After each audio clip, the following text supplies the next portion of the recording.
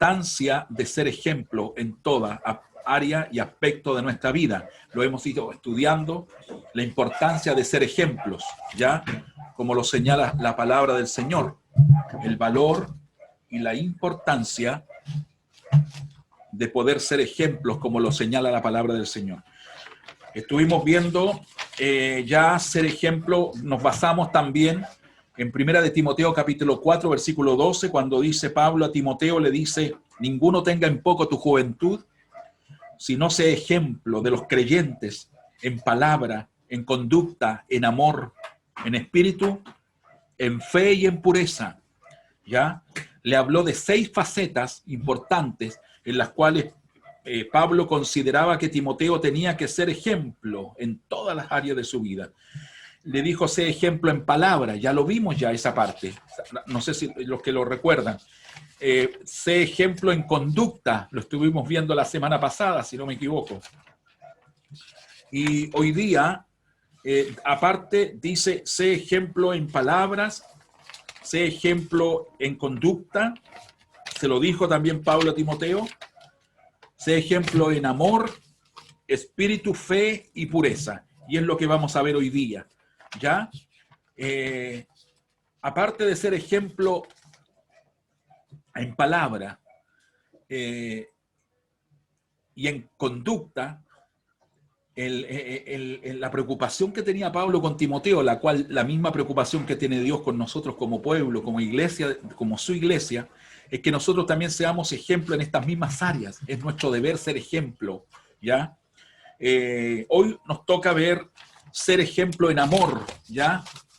Vamos a ver eso, ser ejemplo en amor, porque Pablo le nombró 6 facetas en las cuales Pablo le decía a Timoteo que nadie te mire a menos, que nadie te mire en poco, que nadie te vea como algo pequeño, que te pasen a llevar, etcétera. Sino que la mejor manera, la mejor arma de defensa que tenemos es el ejemplo de hijos de Dios. El ejemplo es un poder, es una autoridad que nos da Dios, que nos abre puertas en todo. Entonces, por eso Pablo le dice a Timoteo, tienes que ser ejemplo en palabras, ya lo vimos, tienes que ser ejemplo en conducta, ya lo vimos, y ahora vamos a ser ejemplo en amor. Pablo le dijo a Timoteo, sé ejemplo en amor. Ahora bien, aquí el amor del cual estamos hablando, el amor del cual habla Pablo a Timoteo, es un amor que en griego se conoce como ágape, que quiere decir el amor del compañerismo, el amor de la bondad y del cariño. A eso se refiere con el amor ágape, el amor de la entrega, el amor de la lealtad. A eso se refiere cuando Pablo dice, Timoteo, tienes que ser ejemplo también en amor. Que la gente conozca a través del amor que fluye en tu vida, conozca que Cristo vive dentro de ti. Debe ser un ejemplo en amor. Entonces, ¿a qué amor se refiere? Al amor ágape, que es el amor que en griego quiere decir bondad, cariño, compañerismo, entrega, lealtad, todos esos atributos, características o sinónimos, por decir así. ¿Ya? Ahora, para poder llegar a la profundidad de lo que realmente significa el amor, en realidad, vamos a ir a Primera de Corintios, capítulo 13, del versículo 4 al 8. Primera de Corintios, capítulo 13, versículo 4 al versículo 8. Primera de Corintios, capítulo 13, de versículo 4 al 8.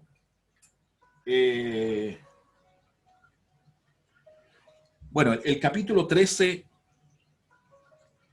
el capítulo 13 de Primera de Corintios nos está hablando prácticamente todo el capítulo 13 habla sobre la preeminencia del amor, sobre la importancia del amor, sobre el valor del amor. Entonces, Primera de Corintios vamos a leer desde el capítulo 13, versículo 4 al versículo 8. ¿Ya? Primera de Corintios 13, del 4 al 8. Ya, le voy a pedir por favor a mi hermana, mi hermanita Delfina, por favor, léame por favor 1 Corintios 13 del 4 al 8. Corintios 13, 4 al 8.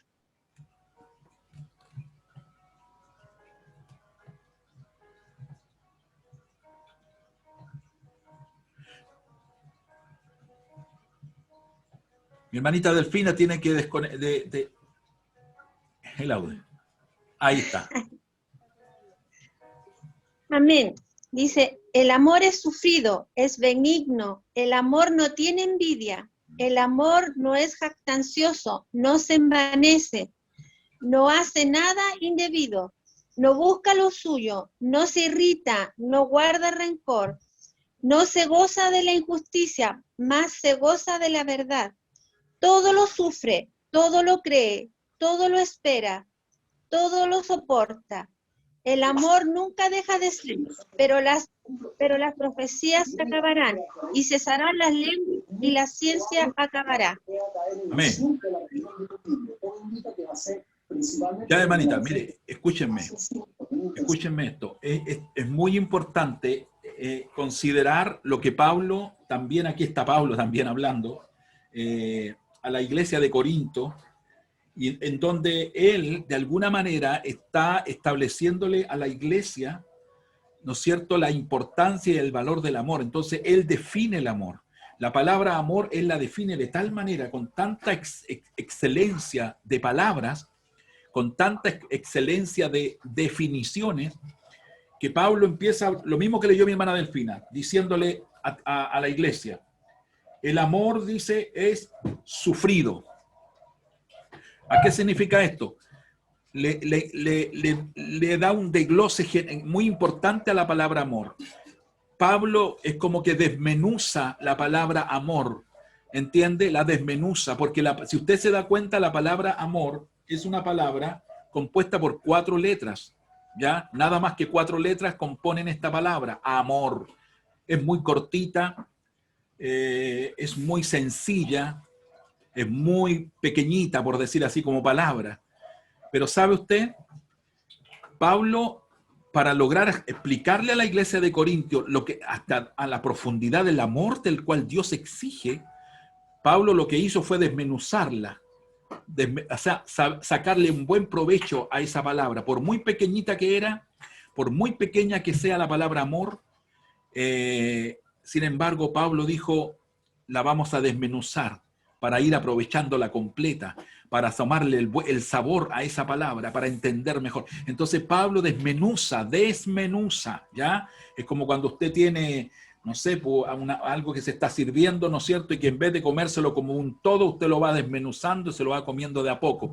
Entonces, lentamente, para degustarlo mejor, para tener un mejor sabor, ¿ya? De lo que estás comiendo. Entonces Pablo desmenuza la palabra amor para explicar el real significado y el profundo significado de lo que significa amor realmente. Por ejemplo, lo primero que dice, que leyó mi hermana Delfina, dice, y Pablo lo empieza a explicar, dice, el amor es sufrido. ¿Ya? ¿Qué significa que es sufrido? ¿A qué se refiere cuando le dice el amor es sufrido? Significa que al decir que es sufrido es lento para enojarse, lento, disculpe la terminología que voy a usar, lento para meter las patas, si se puede decir en buen chileno, ¿ya? A eso se refiere cuando dice el amor es sufrido. ¿Por qué? Porque uno sufre, ¿me entiende? El buen cristiano sufre. El cristiano que entiende y el cristiano que sabe que tiene que ser ejemplo en amor es una persona que va a sufrir, ¿me entiende? De repente a lo mejor va a querer decir algo, pero sabe que con lo que voy a decir voy a dejar la tendalada, entonces mejor me callo. Lento para enojarse, ¿ya? Porque cuando uno se enoja rápidamente, dice palabras con enojo, causa herida, causa daño, causa destrucción. Cuando uno inmediatamente frente a un malestar reacciona, habla, ¿me entiende? Uno dice cosas que después se arrepiente, ¿me entiende? Y eso sucede muy a menudo en muchos lugares, en muchas partes, muchas familias, muchas casas, en la misma congregación, en la iglesia, en el trabajo, de repente. Entonces, a eso se refiere. con el amor. El amor es el amor de Dios, este amor ágape, este amor del cual Dios nos dice, usted tiene que ser ejemplo al resto en esto, en amor. Pero sí, está bien, tenemos que amar a todo el mundo. No es suficiente con decir tenemos que amar al mundo. Tenemos que, el amor, lo desmenuza Pablo, dice, el amor es sufrido. ¿Y qué significa que es sufrido? El amor es sufrido, es decir, en algún minuto te vas a enojar.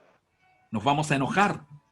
¿Me entiende? ¿Con quién nos vamos a enojar? ¿Con el caballero de la panadería? ¿Con el caballero de la verdulería? ¿Con la cajera del banco? ¿Nos vamos a enojar con el profesor? ¿Nos vamos a enojar con el jefe? ¿Nos vamos a enojar con el vecino? ¿Nos vamos a enojar con este? Y nos van a dar ganas de abrir la boca y empezar a decir cosas. Entonces en ese momento dice, no, dice, no. Tienes que ser ejemplo en amor. El amor es sufrido. Es decir, sufre. Es que quiero decir, no, sufre, aguanta. El amor dice, es sufrido, es decir, lento para enojarse. Cuenta hasta 1000. Y si no es suficiente, cuenta hasta 10.000. El asunto está que el amor es lento, a eso se refiere. ¿Ya? ¿Qué más dice lo que leyó mi hermana? El amor es benigno. ¿Ah? Es benigno. ¿Qué significa lo benigno? Significa una bondad que presta utilidad. Una bondad que presta utilidad. Mire qué bonito es eso. El amor es así. El amor debe ser así. ¿Qué es lo que significa benigno? ¿Ya? Significa bondad que presta utilidad. ¿Entendió? No es solo decir, vecino, vecina, mire, bueno, pucha, yo sé que la están pasando mal, y bueno, yo quiero hablarle de Cristo, porque quiero decirle que la iglesia queda ahí en la Marina 220 para que vaya, quiero darle la página de la iglesia para que se conecte. Pero si usted está viendo que necesitan a lo mejor mercadería, a lo mejor los niñitos necesitan ropa, a lo mejor ese decir, ¿qué dice la palabra? El amor es benigno. ¿Qué es lo que es benigno? Una bondad que manifiesta utilidad, que presta utilidad. Es decir, ¿qué más es más útil en ese momento? Decirle a una persona, mire, conéctese, o vaya a la iglesia, o simplemente ir a mi casa y sacar un par de botas, un par de abrigo, una camisa, esto y un par de comida y llevárselo. Eso es benignidad. A eso se refiere el Señor. No sé si me estoy entendiendo. Pablo desmenuza la palabra amor, profundiza. ¿Qué más dice? El amor es sufrido, el amor es benigno. ¿Qué más dice? El amor no tiene envidia. Eso también es amor. El amor no tiene envidia, es decir, se alegra con el bienestar de otros. Se alegra con el bienestar de otras personas. Se alegra con el bienestar de otras personas. Gloria a Dios. Y eso cuesta. Acuesta, pues, cuando uno vive arrendando una piececita y de repente llega un hermano de la iglesia y te dice, o un compañero te dice, oye, pucha, estoy contento porque ya me dieron mi casita, y mi casa tiene 4 dormitorios, tiene 3 baños, tiene un tremendo patio, y tiene esto y todo, y tú todavía estás en una piececita. ¿Te alegras con lo que le pasa a tu hermano? O de repente dices, chuta, ¿me entiendes? De repente vienen brotes de envidia, de repente vienen ciertos enjuiciamientos diciendo, pucha, este hermano no es ni tan fiel y parece que Dios lo bendijo a él más que a mí, y yo que soy más fiel que ese hermano o que aquella hermana, y hay gente, y podemos sentir esas cosas de él. Entonces, Pablo desmenuza para entender el real significado del amor. Cuando Pablo dice, el amor no tiene envidia. El amor de Dios, este amor ágape, del cual Dios le dice Pablo a Timoteo, oye, tienes que ser ejemplo en amor. Este amor es un amor que se alegra con el bien ajeno, porque eso de que no tiene envidia significa alegrarse con el bien de otro. Porque es fácil alegrarse con el bien de uno, pero ¿quién se alegra con el bien que a otro le ocurre? Cuando a lo mejor a mí no me ha ocurrido, pero le ocurrió a otro de nuestros hermanos, le ocurrió a otra de nuestras hermanas. ¿Entendió? Eso es importante. Otra cosa que Pablo dice, vamos rapidito, dice, el amor, dice, no es jactancioso. El amor no es jactancioso. ¿Qué significa esto? El amor no es jactancioso. Es decir, el amor, ¿a qué se refiere cuando dice no es jactancioso el amor? Se refiere a que no es petulante. El amor no es un amor ostentador, un amor presumido. No se refiere a eso. El amor no es así. El amor no es petulante. El amor no es ostentador. ¿Entendió? El amor no es así. Espero que me logren entender eso. Es como cuando uno se pone ropa para mostrar lo que tiene delante de otros. Eso se llama ostentar. Yo quiero mostrarme, quiero ostentar que Dios me ha bendecido, Dios me tiene prosperada, prosperado. Y sin querer queriendo, como dice alguien por ahí, estamos muy lejos del verdadero amor de Dios. El verdadero amor no ostenta. Si yo en alguna oportunidad voy a una casa que yo sé que en ese hogar hay mucha humildad, mucha necesidad, mucha carencia, yo voy a evitar ir con el mejor par de zapatos que tengo. Voy a evitar aparecer con la mejor casaca que tengo, con la marca de las mejores. Voy a tratar de no ir así. Me voy a cuidar, porque no puedo ir a ostentar en un lugar donde a lo mejor a ellos les falta, ir a mostrar que a mí me sobra. ¿Entendió? A eso se refiere este punto del verdadero amor. Sigamos avanzando. Dice, el amor no se envanece. ¿Ya? ¿Qué significa el amor el amor de Dios, el amor del cual Pablo dice a Timoteo, tienes que ser ejemplo en amor. El amor no se envanece. ¿Qué significa que no se envanece? Que es el amor de Dios, este amor del cual Dios exige de nosotros, es un amor que depende de Dios. ¿Ya? Gloria a Dios. O sea, este amor depende de Dios y también, y su provisión depende de Dios. ¿Ya? En esto de que el amor no se envanece, no existe la autosuficiencia. Es decir, este amor es un amor en que nosotros dependemos absolutamente de Dios. No somos autosuficientes. ¿Entiende? Como mostrando que yo tengo el control de las cosas, que no, si yo cuando quiera me lo compro, cuando yo, ¿me entiende? No. Esto es el amor, cuando dicen el amor no se envanece. No. O sea, es como no finjas ser más de lo que eres. Ese es el amor que no se envanece. No fingir ser más de lo que somos. Nosotros somos un buen hijo de Dios, una buena hija de Dios. Depende de la provisión de Dios. Dependo de la bondad de Dios. Dependo absolutamente de Dios. Cuando no tengo nada, cuando Dios me suple y cuando tengo mucho, sigo dependiendo de la bondad de Dios. Porque hoy día puedo tener harto, pero mañana quién sabe que no tenga nada. El verdadero amor de Dios es ese. ¿Entendió? A eso se refiere el que el verdadero amor, el amor de Dios no se envanece. A eso se refiere. ¿Ya? Otro punto que dice el mismo ejemplo de Pablo aquí en Corintios. En Corintios, primera de Corintios 13, que leyó adelante nuestra hermana. El amor no hace nada indebido. El amor de Dios no hace nada indebido. Mira hasta dónde llega la profundidad del amor, del verdadero amor. ¿Ah? A eso le dice Pablo a Timoteo, sé ejemplo en amor. El amor no hace nada indebido. ¿A qué se refiere que no hace nada indebido? Significa el hombre y la mujer de Dios, el creyente, el hijo de Dios, la hija de Dios, debe sí o sí mantenerse al margen del mal, ¿ya? Y predisponerse a buenas obras. El creyente, hombre o mujer, debe mantenerse al margen del mal, de lo que daña, y predisponerse a buenas obras, a buenas obras. Yo debo mantenerme al margen del mal. A eso se refiere que el amor no hace nada que es indebido. ¿Entendió? Nosotros no hacemos nada, el creyente no debe hacer nada indebido, sino que se tiene que mantener siempre al margen del mal y predisponerse siempre a lo bueno, a las buenas obras. Sigamos. El amor, dice, no busca lo suyo. El amor de Dios, del cual estamos hablando, no busca lo suyo. ¿Ya? ¿Qué significa eso de que el amor no busca lo suyo? Que esto significa que los intereses personales, los intereses de uno, ¿ya? Quedan en espera. ¿Ya? siempre, los intereses personales quedan en espera, ¿ya? Para dar lugar, para dar espacio a lo que Dios me demanda. Pero mis intereses personales siempre quedarán en espera. Eso significa que el amor de Dios no busca nada.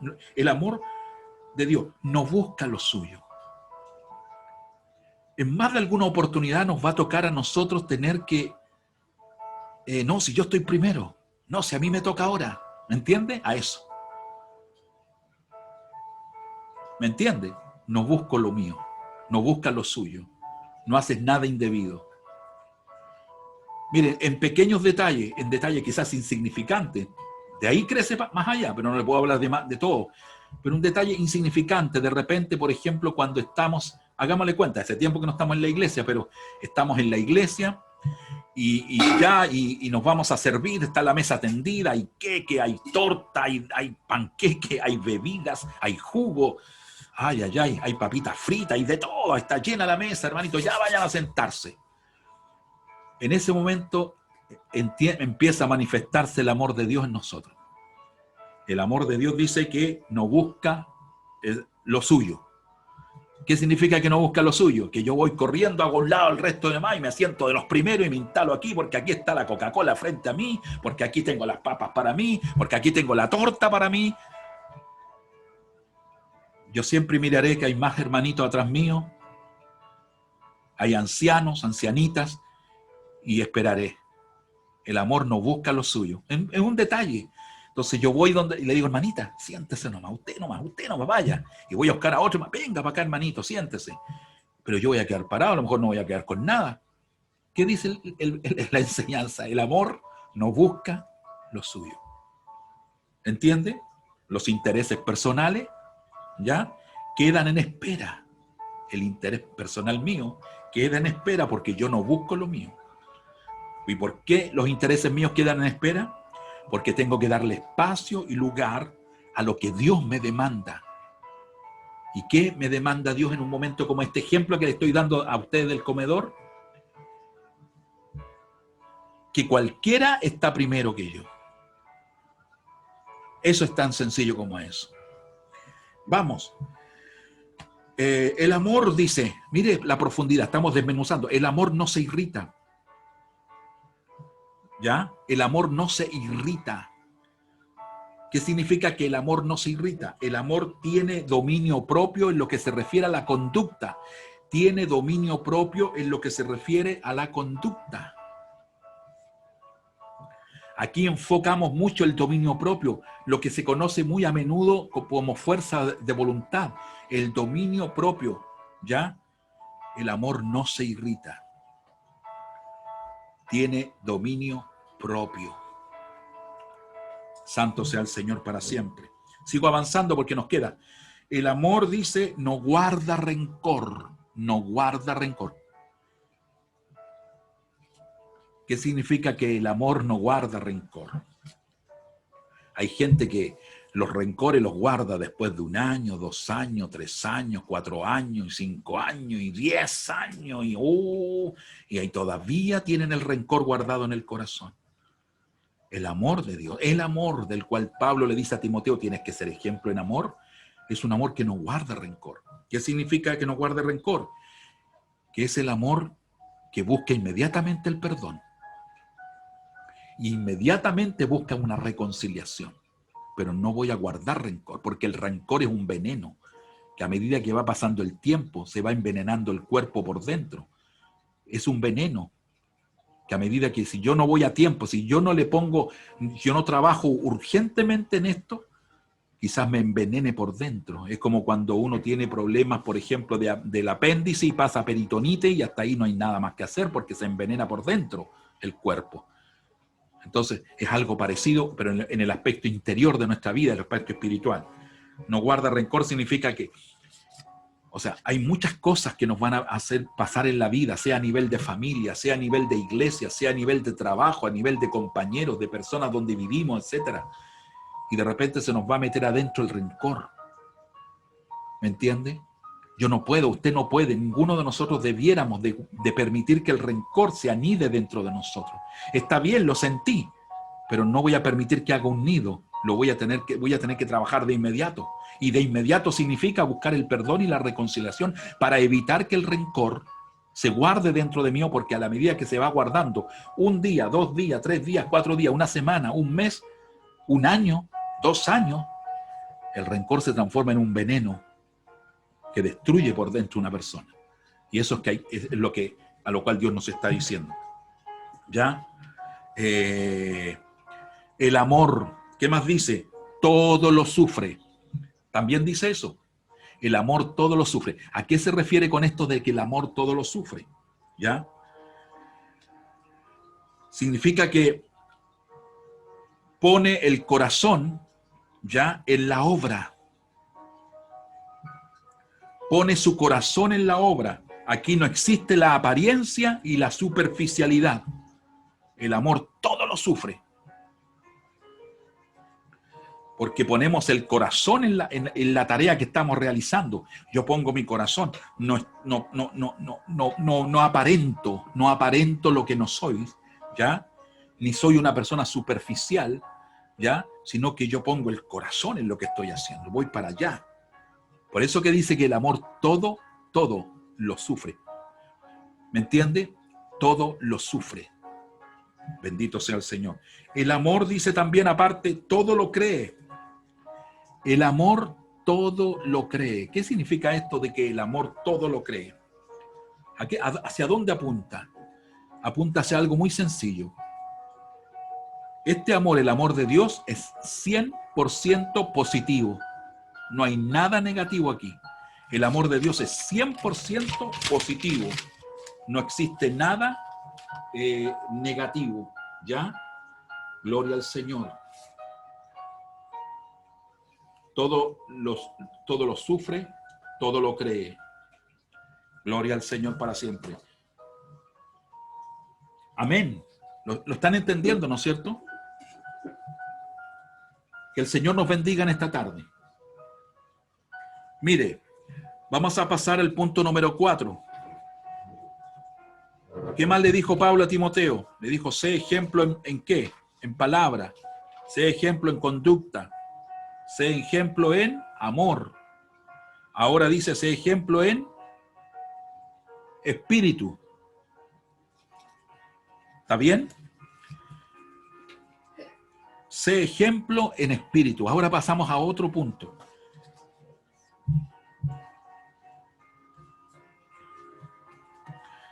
¿Qué significa esto de ser ejemplo en espíritu? Escúchenme, no se refiere al Espíritu Santo. Eso que quede claro. Cuando dice le dice Pablo a Timoteo, oye, tú tienes que ser ejemplo en espíritu también. Pero no le está tratando de decir a Pablo a Timoteo, tú tienes que ser ejemplo en el Espíritu Santo. Porque cuando dice espíritu no se refiere al espíritu de Dios, sino que se refiere al espíritu humano. Sé ejemplo en espíritu. Es decir, cuando se habla del espíritu con minúscula, con la letra E minúscula, espíritu es el espíritu del hombre. Cuando la Biblia habla del Espíritu Santo, siempre va a aparecer con la E mayúscula, la E grande. A eso se refiere el Espíritu de Dios. Pero cuando es el Espíritu nuestro, es el Espíritu, o sea, la palabra Espíritu aparece con la E chiquitita, la E minúscula. Y aquí aparece con la E minúscula, por lo tanto se refiere a nuestro espíritu, a su espíritu, al espíritu suyo, hermano y a mío. ¿Ya? Sé ejemplo en espíritu. ¿Qué significa esto de espíritu? Con respecto al espíritu humano, es decir, se refiere al ánimo, ¿ya? Y a nuestra disposición. Cuando habla del espíritu humano, se refiere al ánimo y a la disposición. A eso se refiere. Es decir, se refiere a nuestro ánimo y a nuestra disposición. Cuando Pablo le dice a Timoteo, tienes que ser ejemplo en ánimo y tienes que ser ejemplo en disposición. ¿Me entiende? ¿A qué se refiere esto? Se refiere a que se centraliza, todo esto se centraliza en la actitud personal de la persona, del creyente, en la actitud personal suya, mi hermano, en la actitud personal suya, mi hermano, mi hermana, en la actitud personal de nosotros, en nuestra actitud, Ahí se centraliza este punto. Sé ejemplo en espíritu. Se refiere al ánimo, se refiere a la disposición, ¿ya? Y se centra especialmente en la actitud personal de la persona, ¿ya?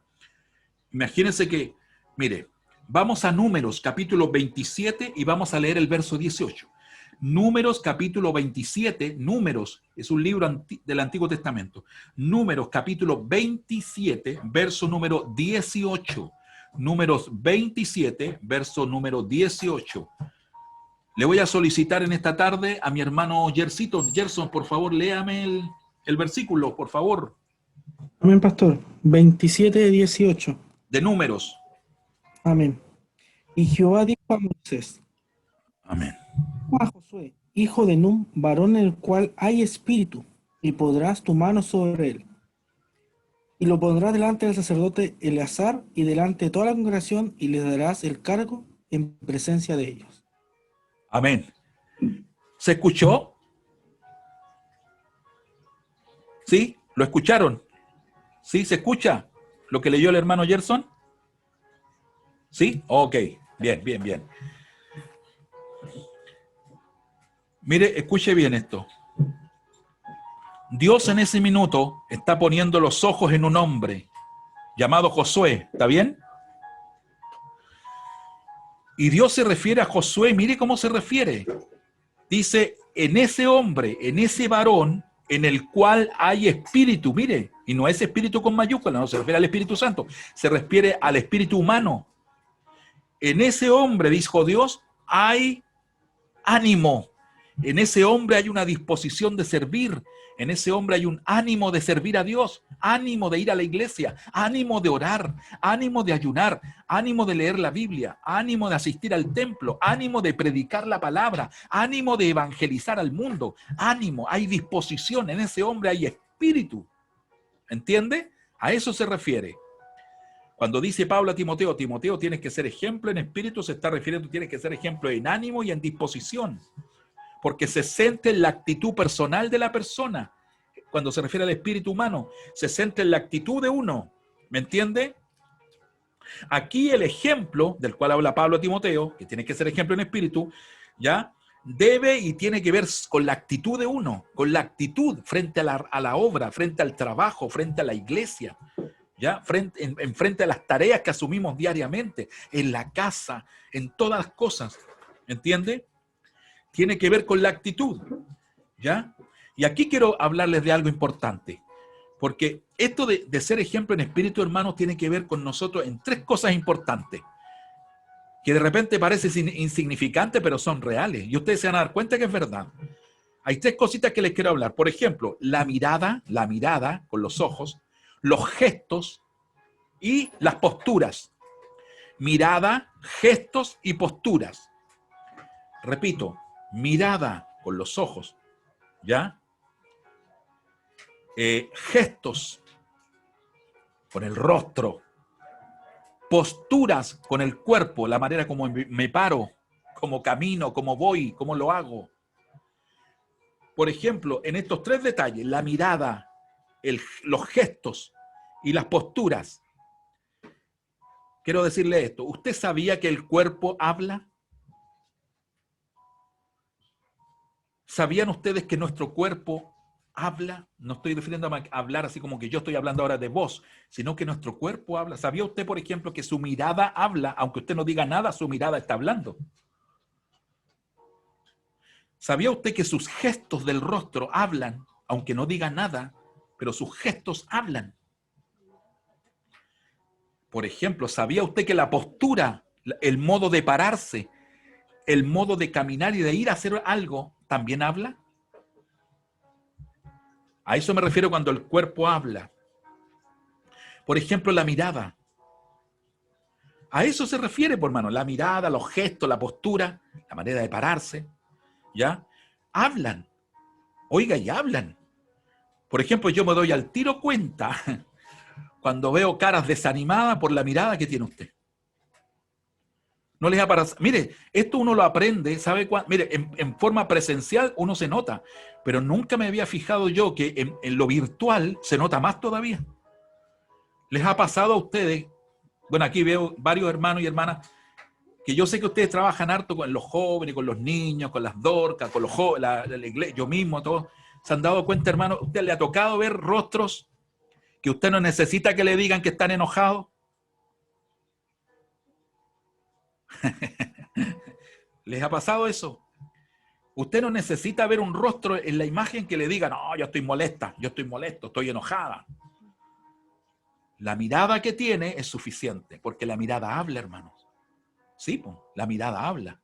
La mirada te está diciendo que hay algo que está pasando ahí. ¿Me entiende? La mirada.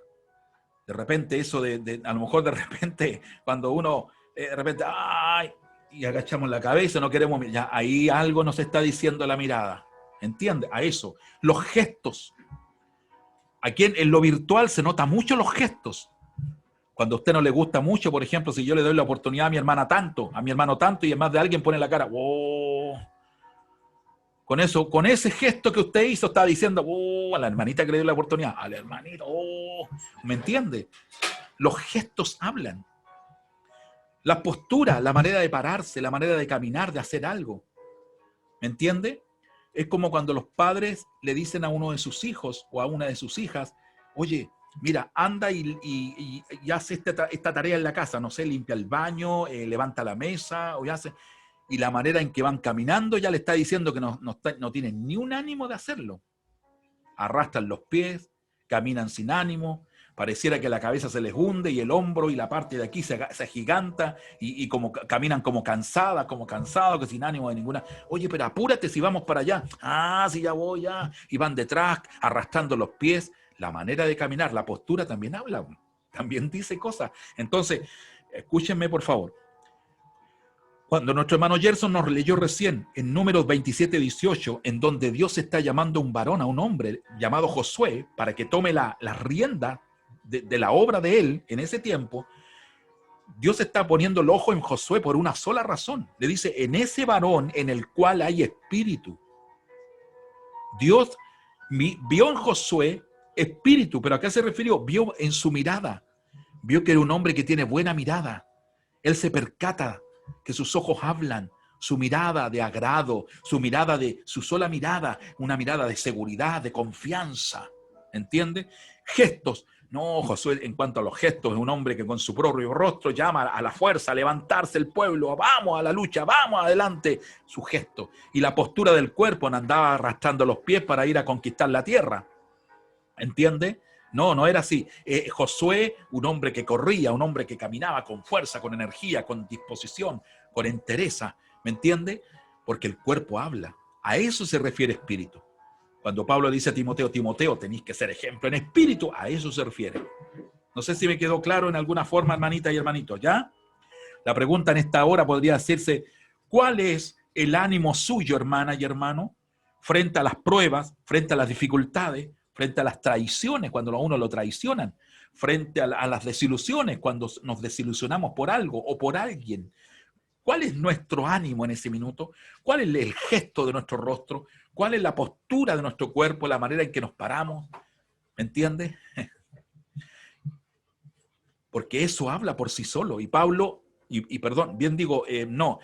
cuando Dios llamó a Josué, ¿no es cierto?, para que apartaran a Josué y impusieran sus manos sobre él, ¿no es cierto?, para la obra, Dios llamándolo, Dios se fijó en eso. Se fijó que Josué, su cuerpo hablaba al pueblo y el pueblo lo seguía, porque era un hombre que tenía una mirada de atracción, un hombre que con su sola mirada, lo que hablaba, su mirada lo hablaba y su mirada era una mirada de confianza, de seguridad, a eso, sus gestos, entiende, sus posturas, porque el cuerpo habla, hermanos y hermanas, ¿ya? El Señor nos bendiga. Vamos al número 5. Tengo que alcanzar a terminar hoy día, porque si no, me alargo mucho. Mire, otro punto, número 5, sé ejemplo en fe. Sé ejemplo en fe. Pablo le dice a Timoteo ahora, Timoteo, tienes que ser ejemplo en fe. ¿Ya? tienes que ser ejemplo en fe. Sé ejemplo en fe. Ahora bien, ¿qué les pasa a ustedes cuando uno dice ser ejemplo en fe? ¿Ya? En fe.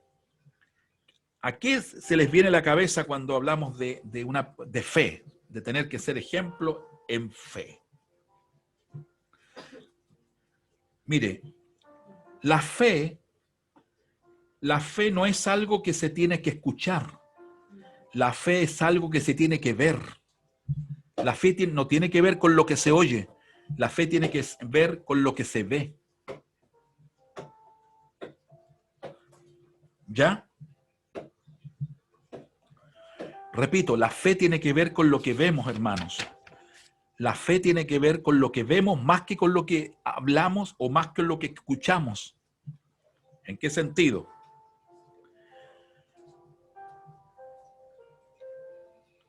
Cuando Pablo le dice a Timoteo, tienes que ser un hombre que des ejemplo de fe a la gente. Dar ejemplo de fe. ¿Pero qué significa dar ejemplo de fe? Es suficiente que usted escuche a alguien que diga, oiga, yo creo que Dios está conmigo. Yo tengo confianza que Dios me abrirá puertas de trabajo. Yo creo que Dios va a restaurar mi matrimonio. Yo creo que Dios abrirá puertas y mejorará mi situación económica. Yo tengo confianza. Entonces, uno que escucha eso dice, bueno, según lo que dice, tiene fe. Pero la fe no es lo que se habla. La fe tiene que ver con lo que se ve. La fe, más allá de hablarla, de predicarla, de explicarla, ¿me entiende? Tiene que ver con lo que uno ve. Mire, busque Lucas capítulo 5, verso 20. Evangelio de Lucas capítulo 5, versículo 20. Lucas 5, 20, mire. Lucas capítulo 5, versículo número 20.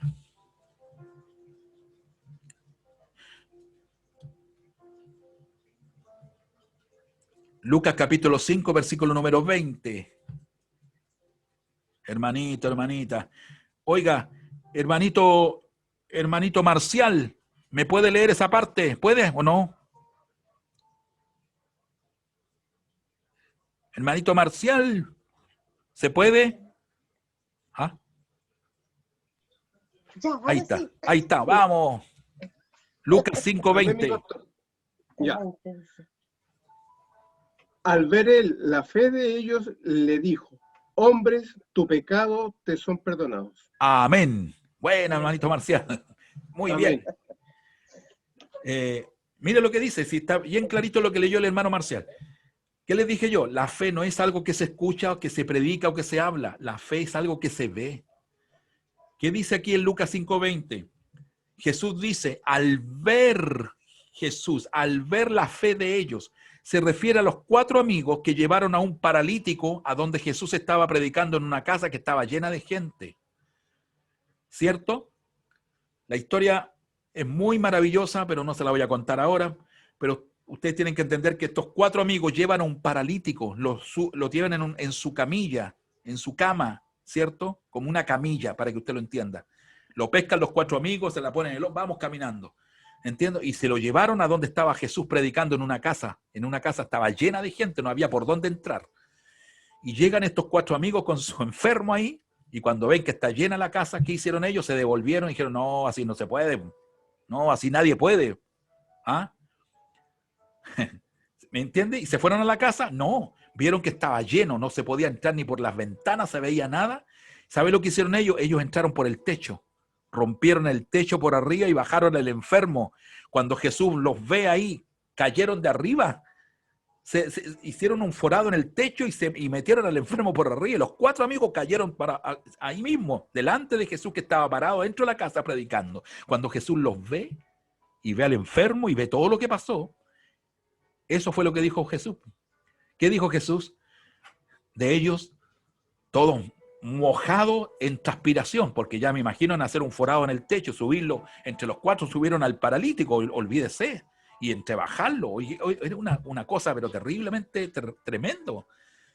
Y cuando Jesús los ve que vienen bajando, los ve ahí, y Jesús se admiró de algo y dijo, al ver Jesús la fe de ellos, ¿Qué es lo que le llamó la atención a Jesús? La fe de ellos. O sea, al ver la fe de ellos, la fe es algo que se ve, hermano, la fe es lo que se ve. ¿Me entiende? No es lo que usted habla, no es lo que usted predica, no es lo que usted hace. La fe es lo que los demás ven en nosotros. La fe es lo que los demás verán en nosotros. Eso es fe. ¿Me entiende? Eso es extraordinario. Tiene que ver la fe. A eso le dijo Pablo a Timoteo. Timoteo, tú tienes que ser ejemplo en fe. Sí, Señor, si yo estoy preparando. Imagínense que Timoteo le dijera a Pablo, sí, Timoteo, si estoy preparando unos buenos estudios para hablar de fe, voy a hablar de la fe aquí, de la fe. No, no. Le digo, tienes que tú ser ejemplo de fe a la gente, a los demás, a las personas. Un ejemplo de fe. La fe no se predica, la fe no se habla, la fe se ve, se observa, se mira. Por eso Jesús se admiró por los 4 amigos del paralítico, porque dijo, al ver Jesús la fe de ellos, Jesús vio en el acto que tuvieron ellos, en la acción que tuvieron, en el sacrificio, en el no renunciar. Ellos no renunciaron a lo difícil. Ellos no renunciaron cuando vieron la casa imposible de entrar. Ellos igual se metieron por el techo, hicieron un hoyo en el techo y bajaron al enfermo con el peso y con todo lo que conllevaba, ¿me entiende? Y cayeron ahí los 4 más el paralítico, y Jesús dijo, se quedó admirado por la fe de ellos, porque dijo, al verla, él se dio cuenta que esos hombres eran hombres de fe. Sí, porque la fe no se predica, no se habla, la fe se ve. ¿Me entiende? Mire, vamos un ratito a Santiago capítulo 2. Vamos a leer Santiago capítulo 2. Por favor, alguien que me pueda leer del 14 al 22. Santiago capítulo 2, del verso 14 al 22. Santiago 2, del verso 14 al verso 22. Santiago, repito, 2, capítulo 14 al verso 22. ¿Está bien? Santiago, capítulo 2, del 14 al 22. Perdón. ¿Lo encontraron? Sí, lo encontraron. Ya, le voy a pedir, por favor, mi hermana Nelly. Hermana Nelly, aló. ¿Lo puede leer, por favor, Nelly? Dios bendiga, Nelly. Santiago 2, del 14 al 22. Santiago, capítulo 2, versículo 14 al versículo 22. Amén, mi pastor. Ya, mi hermana Nelly, léamelo nomás, por favor. 2. Se me pega la hoja del 14, ¿cierto? Del 14 al 22, sí. La fe sin obras es muerta. Hermanos míos, ¿de qué aprovechará si alguno dice que tiene fe y no tiene obras? ¿Podrá la fe salvarle? Y si un hermano o una hermana están desnudos y tienen necesidad de mantenimiento de cada día, y si alguno de vosotros les dice, id en paz, calentaos y saciaos, pero no les dais las cosas que son necesarias para el cuerpo, ¿de qué aprovecha? Así también la fe, si no tiene obras, es muerta en sí misma. Pero alguno dirá, tú tienes fe, y yo tengo obras. Muéstrame tu fe sin tus obras, y yo te mostraré mi fe por mis obras. Tú crees que Dios es uno. Bien haces, también los demonios creen y tiemblan. Mas, ¿quieres saber, hombre vano, que la fe sin obras es muerta? ¿No fue justificado por las obras Abraham, nuestro padre, cuando ofreció a su hijo Isaac sobre el altar? ¿No ves que la fe actuó juntamente con sus obras y que la fe se perfeccionó por las obras? ¿Hasta ahí? Sí, ahí está. Bien, amén. Amén. Gracias, Nelly. Dios te bendiga. Amén. Ese capítulo número 2, desde el verso 14 en adelante, tiene como título La fe sin obras es muerta. Si ustedes se dan cuenta ahí, mire, todo lo que leyó nuestra hermana Nelly. Centrémonos para lo de ahora en el versículo 18 que leyó mi hermana. El versículo 18 dice, pero alguno dirá, tú tienes fe Y yo, bueno, yo tengo obras. Entonces, muéstrame tu fe sin tus obras. Y yo te voy a mostrar mi fe, pero por mis obras. Si usted se da cuenta, la persona que tiene fe, pero no tiene obras que respalden su fe, no tiene nada que mostrar. Ese es el tema. Por eso que aquí dice, tú dices, pero alguno dirá, tú tienes fe y yo tengo obras. Muéstrame entonces tu fe sin tus obras. ¿Cómo se puede mostrar la fe sin obras? No se puede mostrar. No puede mostrar nada porque nada lo corrobora. Sin embargo, dice, y yo te voy a mostrar mi fe a través de mis obras. Entonces, ¿qué nos enseña esto? La fe es algo que se ve, hermanos. Por ejemplo, quiero que pongan esto y si quieren lo anotan. La forma como nosotros vivimos revela lo que creemos. La manera en cómo nosotros vivimos revela lo que creemos. ¿Ya?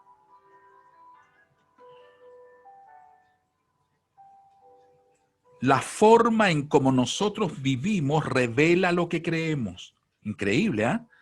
La forma de cómo yo vivo, como usted vive, revela lo que usted cree. ¿Entiende? O sea, no tiene que ver con hablar de fe, tiene que ver con mostrar la fe.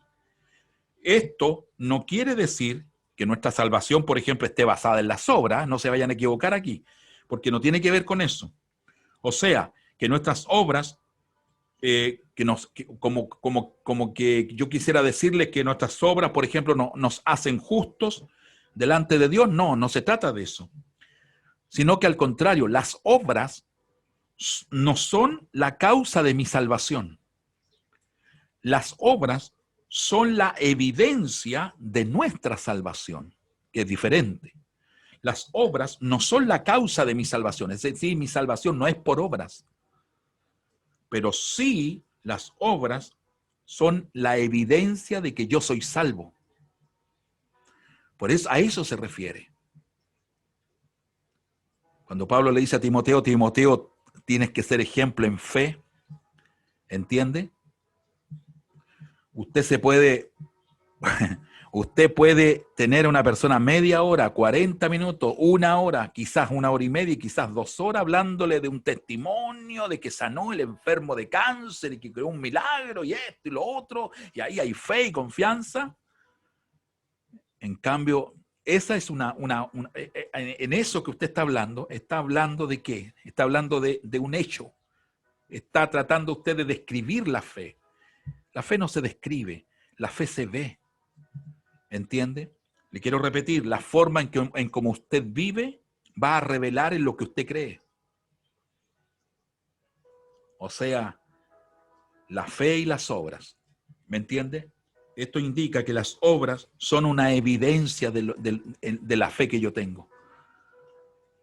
Bendito sea el Señor para siempre. La gente necesita ver en nosotros la fe. No que se lo prediquemos, sino necesita verlo. Y eso es fundamental. A eso se refirió Pablo cuando le dijo a Timoteo, Timoteo, tienes que ser ejemplo en fe. Tu vida tiene que ser fe. Cuando te levantas, tiene que ser fe. Cuando te enfrentas a la escasez, cuando no hay plata, cuando no hay dinero, tu forma, tu carácter, tu actitud, tu manera de enfrentar el problema. Cuando hay situaciones difíciles en la familia, hay una pelea, una disyuntiva en el esposo, con la esposa, con los hijos, con los padres. ¿Me entiendes? En tu forma, en tu manera de enfrentar. Ahí está ¿por qué? Porque la forma en cómo tú vives la dificultad, la prueba, la enfermedad, el dolor, la angustia, la situación difícil, la manera en que tú vives revelará lo que tú crees. A eso se refiere. La fe no se habla, no se predica, la fe se muestra.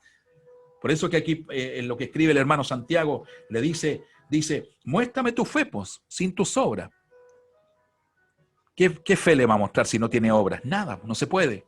En cambio el otro le dice, yo tengo fe y yo te voy a mostrar mi fe, pero te la voy a mostrar por mis obras. ¿Me entiendes? Porque eso es fe. Y lo último, vamos al número 6. Y aquí estoy concluyendo, hermanos, el tema de esta noche. Ya nos pilló la hora, pero denme tiempito solamente para terminar el punto 6. Sé ejemplo, ¿en qué dice acá? En pureza. Este es otro punto importante que Pablo dice a Timoteo. Timoteo, tienes que ser ejemplo, aparte de todo lo que te he hablado, Timoteo lindo, tenés que ser ejemplo en pureza. Tienes que ser ejemplo en pureza. ¿Ya? A ver, la pureza viene de dónde? Viene de puro. ¿Ya? ¿Y qué es lo que significa puro? ¿Qué significa eso de puro? Y esto es bonito, hermano, el significado. Y ahí lo vamos a entender clarito. Puro significa que no tiene mezcla de cualquier otra cosa. Eso es, puro, algo puro. No tiene mezcla de alguna otra cosa. Otra definición de puro es conserva su naturaleza original. Algo puro. ¿Qué es lo que es puro? Lo que conserva su naturaleza original. Dos definiciones para la palabra puro. Uno, que no tiene mezcla de cualquier otra cosa. Y otra definición es que conserva su naturaleza original. Eso es algo puro. Y de ahí, de puro, viene la palabra pureza. ¿Me entiende? Tiene que ver con, es decir, cuando Pablo le dice a Timoteo, Timoteo, tú tenés que ser ejemplo en pureza, tienes que ser ejemplo en pureza, le quiso decir, tú tienes que ser un muchacho, porque era muchacho, Timoteo era jovencito, tú tienes que ser un obrero, un siervo, un hombre de Dios, pero tienes que ser un hombre puro. ¿Qué le quiso decir con eso? No tienes que tener mezcla de nada, tú tienes que ser único, tienes que ser esencia, tienes que ser original. Imagínense. Míreme, todo lo que tiene que ver con Dios es puro. Nada es mezcla. Todo lo que tiene que ver con Dios es puro. Nada es mezclado. ¿Entiende? Por ejemplo, su palabra, lo que estamos estudiando ahora, la palabra. La palabra no es mezclada con nada. Usted en la Biblia, usted no está viendo nociones de ningún otro tipo de literatura. La palabra es pura, ¿ya? Es pura. Por ejemplo, a ver, alguien que me lea Salmo 119, verso 140. Salmo 119, verso 140. Le estoy tratando de explicar que todo lo que tiene que ver con Dios es puro, entre ellos su palabra. La palabra de Dios, ¿es pura? Sí, es pura, no tiene mezcla con nada. ¿Me entiende? Por ejemplo, ¿qué dice el Salmo 119, versículo número 140? Esa es la lectura. Mi hermana Patricia, ¿me lo puede leer, por favor, Patita? Salmo 119, verso 140. Amén. Amén.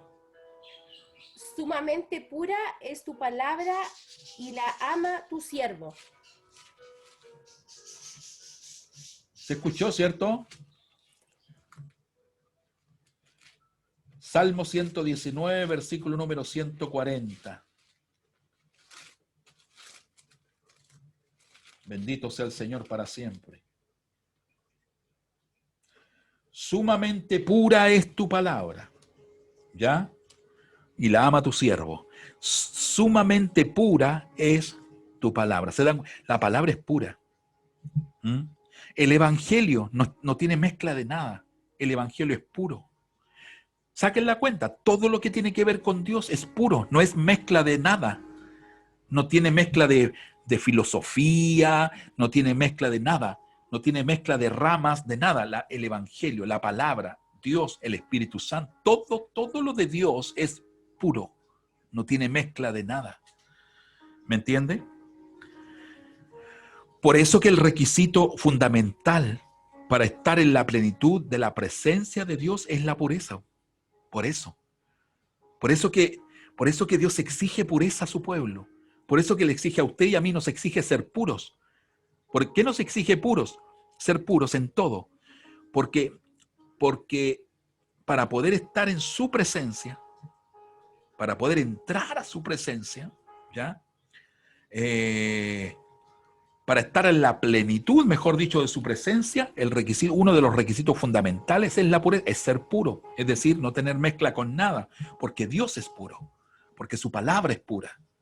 ¿Me entiende?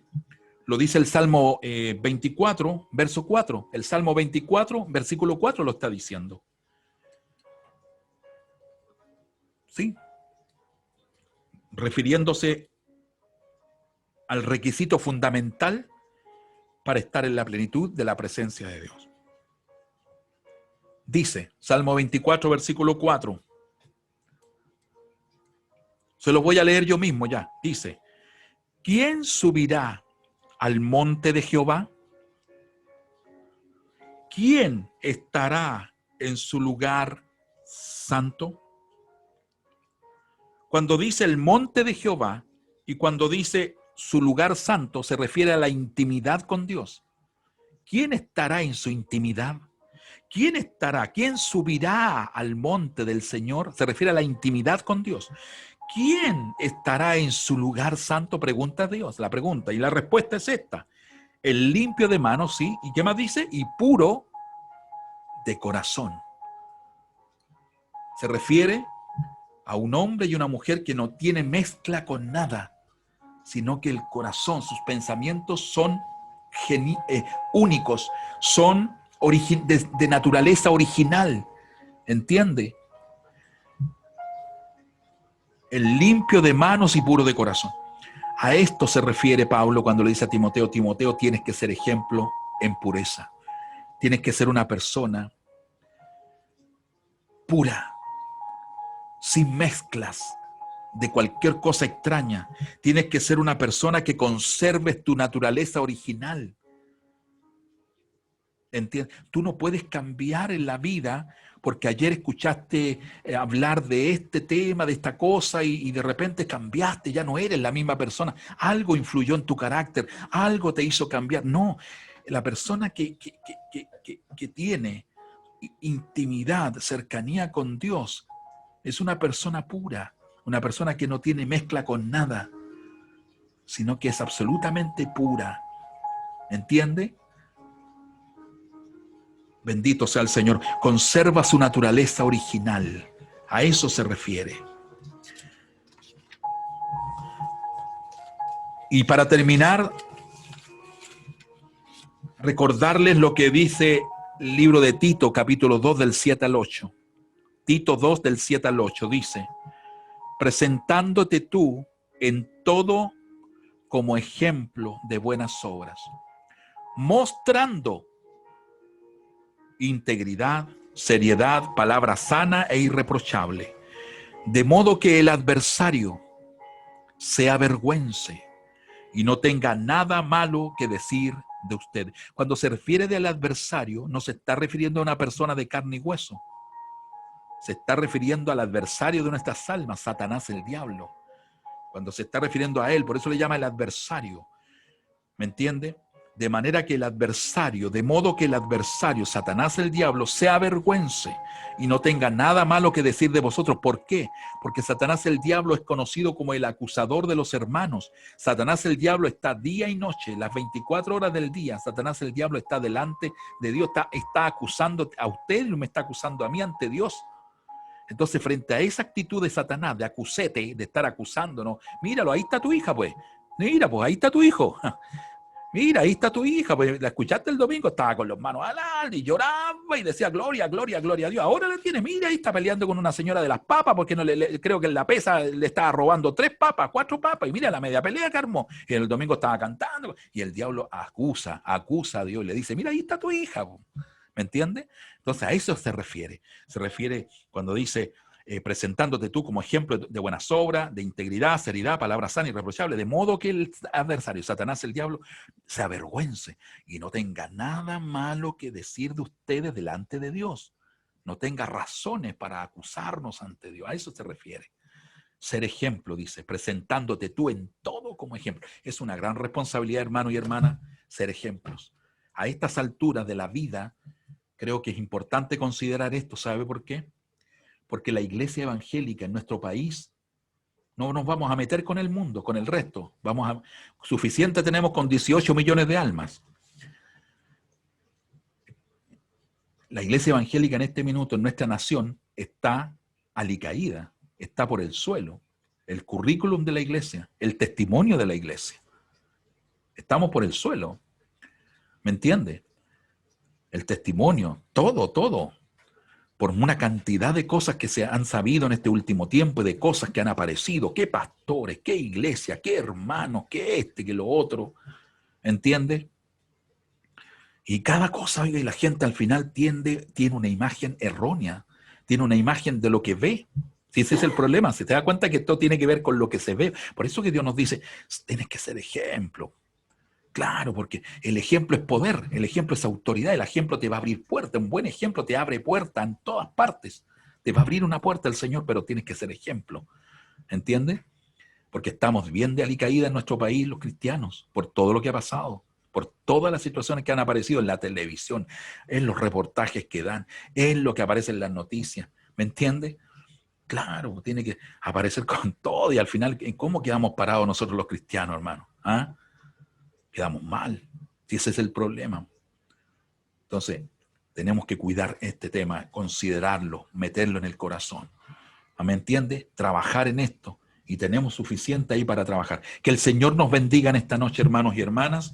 Vamos a estar orando al Señor. Ya me pasé un poquitito, pero ahora vamos a estar dando gracias al Señor y orando, agradeciéndole al Señor por la enseñanza de la palabra que el Señor nos ha dado en el día de hoy. ¿Ya? Nos ha permitido tener esta enseñanza y gracias al Señor por eso. Amén. Dios bendiga su vida, hermana. Dios bendiga su vida, hermano. Vamos a agradecer a Dios, vamos a dar gracias a Dios por cada una de ustedes y cada uno de ustedes que apartan su tiempo, manifiestan su interés, manifiestan su disposición a estudiar, a aprender de la palabra del Señor. En los tiempos en que estamos, hermanos, es importante. ¿Me entiende? Es importante y es parte de nosotros la responsabilidad. Así que vamos a dar gracias a Dios y a orar también al Señor. Vamos a hacerlo con todo nuestro corazón a nuestro Padre maravilloso, a nuestro Padre celestial. Amén. No dejemos de orar por el esposo de mi hermana Gladys, ¿ya? Ustedes saben que él está enfermo, está complicado de salud. Sigamos orando por él. Por nuestro hermano Jaime Azócar también. Disculpe que les nombre peticiones, pero son importantes ya que estamos nosotros nomás como iglesia.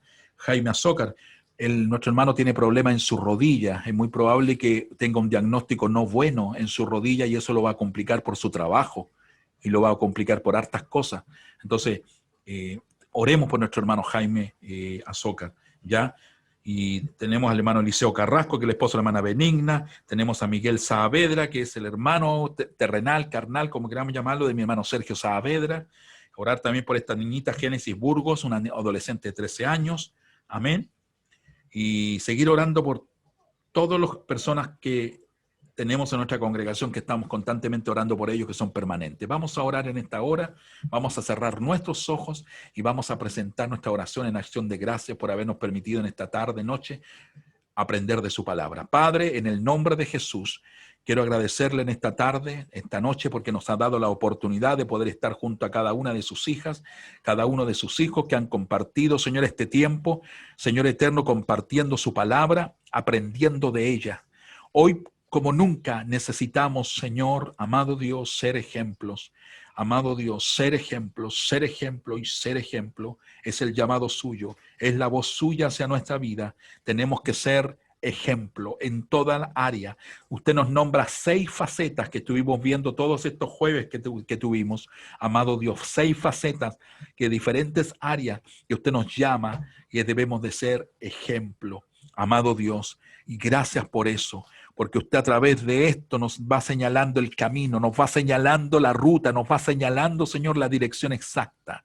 Gracias por su palabra. Somos bendecidos por ella, Señor. Somos fortalecidos por ella. Yo ruego por cada hermana y hermano que hemos nombrado con su salud quebrantada, pidiendo que les pueda tocar, rogando que pueda obrar un milagro, que pueda restaurar sus cuerpos, que pueda obrar en conformidad a su voluntad. Dios mío, en esta noche bendecimos su nombre, honramos su nombre y glorificamos su nombre. Gracias por este tiempo. Gracias. Gracias por tu iglesia. Gracias por tu pueblo. En la bendición de Dios el Padre, Jesucristo el Hijo y el Espíritu Santo. Amén, Amén y amén.